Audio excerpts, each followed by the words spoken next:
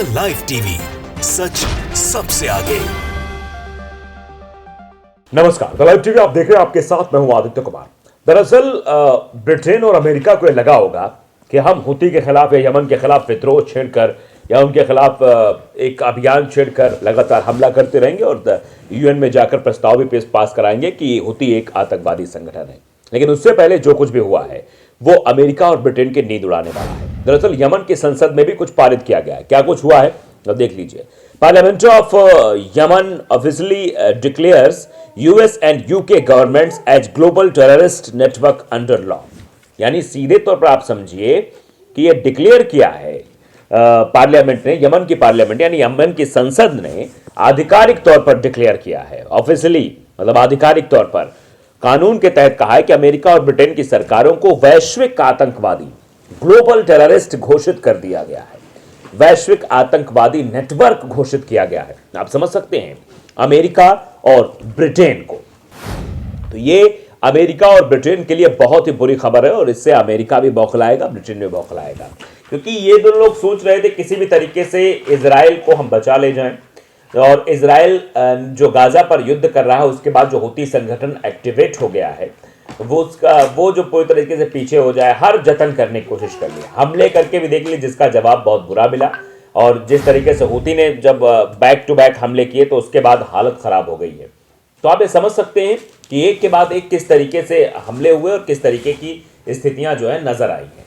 तो हमेशा की तरह इस बार भी इजराइल या फिर अमेरिका या ब्रिटेन की दाल नहीं गली, उल्टा उनके खिलाफ ही एक फैसला आ गया, जिस फैसले को देखते ही ये समझ में आ जाएगा कि हालात कितने बुरे हो गए। तो साफ तौर पर आप ये समझ सकते हैं किस तरीके से अमेरिका के खिलाफ ये बड़ी बात है और अमेरिका बहुत परेशान दिखाई दे रहा है इस बात को लेकर। अब आने वाले समय में क्या कुछ होगा ये तो वक्त बताएगा, लेकिन फिलहाल तो अमेरिका और ब्रिटेन को लेकर जो संसद में वैश्विक आतंकवादी नेटवर्क कहने की बात कही गई है वो साबित हो रहा है, क्योंकि अमेरिका करता भी ऐसा है। इजराइल के लोगों ने किस तरीके से फिलिस्तीन को प्रताड़ित किया इस बारे में कभी भी अमेरिका ने नहीं सोचा, कभी वो इस मसले पर पढ़ने के लिए नहीं आया। लेकिन जब हमास ने यह जताने की कोशिश की कि हम पर जब तक अत्याचार करते रहोगे हम चुप नहीं बैठने वाले हैं, कब तक हम आपके भाई जुल्म सहते रहेंगे, तब अमेरिका तुरंत इजराइल के साथ खड़ा हो जाता है कि इजराइल के साथ गलत हुआ, इजराइल को सेना भेजने लगता है, मदद करने लगता है, इजराइल के साथ खड़ा हो जाता है। तो ये सब चीजें देखते हुए और फिर जब अन्य देश जो है वो अन्य संगठन जो है हमास का समर्थन करने आते हैं तो इन लोगों की फिर हवा टाइट होने लगती है। भाई आप इजराइल की मदद करें वो ठीक है, वो कहीं से एंगल से भी कोई गलत नहीं है, लेकिन हुती अगर इजराइल की मदद करे या हिजबुल्लाह इजराइल की मदद करे तो वो गलत कैसे हो जाता है। अपने आप में समझने वाली बात है कि भाई आप इजराइल लगातार गाजा पट्टी पर हमला कर रहा है। अब आप अगर बड़े हितैषी बनते हैं ब्रिटेन के अन्य देशों के जिनका व्यापार लाल सागर की तरफ से होता है तो आप जाइए ना, इजराइल को समझाइए ना, इजराइल से कहिए कि बंद करे वो लगातार जो अटैक कर रहा है, वो अटैक पर अपना रोक लगाए, उसके बाद चीजें सामान्य तौर पर ठीक हो जाएंगी। लेकिन वहां पर तो रोक लगाने से नहीं जा पा रहे हैं, वहां रोक नहीं लगा पा रहे, या फिर अमेरिका की बात ही नहीं सुन रहा है इजराइल। यानी हर जगह तो अमेरिका अपनी टांग अड़ा देता है, हर जगह के युद्ध में वो अपनी उपस्थिति दर्ज करा देता है, लेकिन जब ये समय आता है जब उसके ऊपर आन पड़ती है, उसके अन्य साथी देशों के ऊपर आन पड़ती है तो फिर कोई साथ नहीं देता।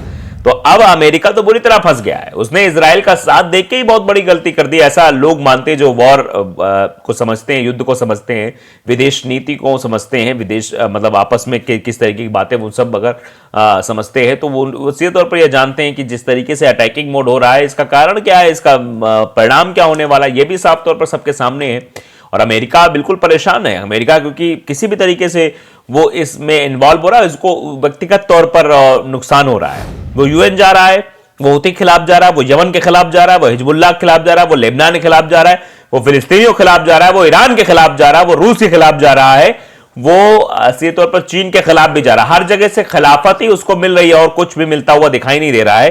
तो अमेरिका तो बेवजह का जो टांग अड़ाने का जो सिलसिला अमेरिका का है उससे वो खुद ही फंसता चला जा रहा है और आने वाले समय में उसके सामने और मुसीबतें आएंगी। देखिए अभी 4 दिन पहले की बात है, अमेरिका और ब्रिटेन के हवाई हमलों के बाद भी क्यों बेखौफ है यमन के हुती विद्रोह, ये समझने वाली बात है, क्योंकि उनके अंदर किसी भी तरीके का खौफ नहीं। इन्होंने सोचा हम डरा लेंगे, धमका लेंगे, फिर उसके बाद इनको अपने पक्ष में कर लेंगे, ये लोग कुछ बोल नहीं पाएंगे, कुछ कर नहीं पाएंगे। लेकिन जो हालात दिखाई दे रहे थे वो ऐसे नहीं थे। उनसे जो है स्थितियां और भी नाजुक होती चली जा रही थी, वो परेशानी में पड़ते चले जा रहे थे। तो अब आने वाले समय में क्या होगा ये आप बखूबी समझ सकते हैं और चीजों को देख भी सकते हैं कि स्थितियां क्या हो रही हैं। तो क्यों नहीं डर रहे, यह भी समझना जरूरी। दरअसल यमन में हुती विद्रोहियों पर अमेरिका और ब्रिटेन की कार्रवाई से इलाके में तनाव और तेल की कीमतें बढ़ने का खतरा है, यह अनुमान विशेषज्ञों ने लगाया है। अमेरिका का कहना है कि हवाई और समुद्री हमलों में हुतियों के 16 ठिकानों को निशाना बनाया गया। इसमें कमांड सेंटर, हथियार डिपो और एयर डिफेंस सिस्टम भी शामिल है। ब्रिटेन के प्रधानमंत्री ऋषि सुनक ने कहा है कि लाल सागर में जहाजों पर हुतियों के हमलों के हफ्तों बाद किए गए, उन्होंने हुतियों पर हमले को आत्मरक्षा में की गई कार्रवाई बताया है। हुतियों को ईरान का समर्थन हासिल है। यमन में दरअसल सरकार भी उन्हीं की चल रही है और वे भी अभी निडर बने हुए हैं। सेना के प्रवक्ता याहया सरिया ने कहा कि अमेरिकी और ब्रितानी हमला करने वालों को जवाब दिया जाएगा और उन्हें दंडित भी किया जाएगा। हुती नेता अब्देल मालिक अल हुती का कहना यह भी है, उन्होंने कहा कि इजराइल से जुड़े जहाजों पर हमले करने के लिए वो अब तक अधिक दृढ़ निश्चयी है। हुती पिछले साल नवंबर से लाल सागर से होकर गुजर रहे कंटेनर शिपों पर हमले कर रहे हैं। उनका कहना है कि वो ये काम हमास के समर्थन में कर रहे हैं, जिसने इजराइल पर 7 अक्टूबर को हमला किया था। इस हमले में 1200 से अधिक लोग मारे गए थे। हमले के बाद 240 से अधिक लोगों को बंधक बना लिया गया था। 7 अक्टूबर के बाद इजराइल ने गाजा पट्टी में जवाबी कार्रवाई शुरू कर दी। इस कार्रवाई में अब तक 23,000 से ज्यादा लोग मारे जा चुके हैं। दुनिया के करीब 20% कंटेनर शिप अब लाल सागर से होकर जाने से परहेज कर रहे हैं। यह रास्ता स्वेज नहर और भूमध्य सागर से होते हुए यूरोप तक जाता है। इसकी जगह अब वे दक्षिण अफ्रीका यानी अफ्रीका के दक्षिणी सिरे से होकर जा रहे हैं। आप जान सकते हैं कि विकल्प क्या है, जहाजों का वैकल्पिक रास्ता क्या है। लाल सागर का अन्य विकल्प, लाल सागर से अगर जाते हैं यानी स्वेज नहर का रास्ता, तो वो 10,000 नॉटिकल माइल्स है, यानी कि लगभग 18,520 किलोमीटर। उसमें 25.5 दिन का वक्त लगता है। केप ऑफ गुड होप का रास्ता जो है वो 13,500 नॉटिकल माइल्स यानी कि लगभग 25,002 किलोमीटर है, जिसमें 34 दिन लगेंगे। बेहद बड़े आकार वाले मालवाहक जहाजों के लिए, जिसकी औसत स्पीड 16.48 नॉट्स हो। अब जानते हैं इंटरनेशनल एडिटर जो है बीबीसी के जेरेमी बोवेन का कहना है कि इस बात की संभावना नहीं है कि हवाई हमले के एक दौर से हुतियों का हमला बंद हो जाएगा। वो कहते हैं कि सऊदी अरब ने 2015 से युद्ध विराम लागू होने से 1 साल पहले तक हुतियों पर बमबारी की है, इसलिए ऐसा नहीं है कि वो बमबारी से डर जाएंगे। उनका कहना है कि गाजा युद्ध अब बड़े इलाके में फैल चुका है।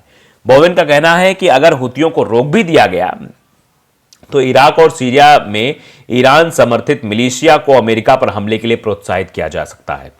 एडम क्लेंस यमन में अमेरिकी सेना के अताशे रह चुके हैं। वे कहते हैं कि इस बात से निराश हैं कि यमन पर हमले का उद्देश्य हुतियों के हमले को रोकना है। वो कहते हैं कि हुती सऊदी अरब के नेतृत्व वाले गठबंधन से लंबी लड़ाई लड़ रहे हैं। इससे उन्होंने अपनी आपूर्ति और जोखिम को कम करने की क्षमता हासिल कर ली है।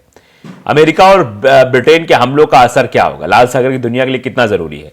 17,000 जहाज स्वेज नहर के हर साल गुजरते हैं। 17,000, 12% सालाना वैश्विक कारोबार लाल सागर से ही होता है। 10 खरब डॉलर के सामान का आयात निर्यात होता है। तो इतना नुकसान तो स्वाभाविक तौर पर होना है और इजराइल को भी होगा। तो आप समझ सकते हैं कि इसीलिए शायद स्थितियां एकदम बेकाबू हो रही हैं और अमेरिका ब्रिटेन ने सोच रहा था कि ये करके हम बच जाएंगे, तो ऐसा संभव होने वाला नहीं है। द लाइव टीवी को अगर आपने सब्सक्राइब नहीं किया जरूर करें, बेल आइकन दबाइए ताकि सच खबर आप तक पहुंचती रहे। नमस्कार। द लाइव टीवी, सच सबसे आगे।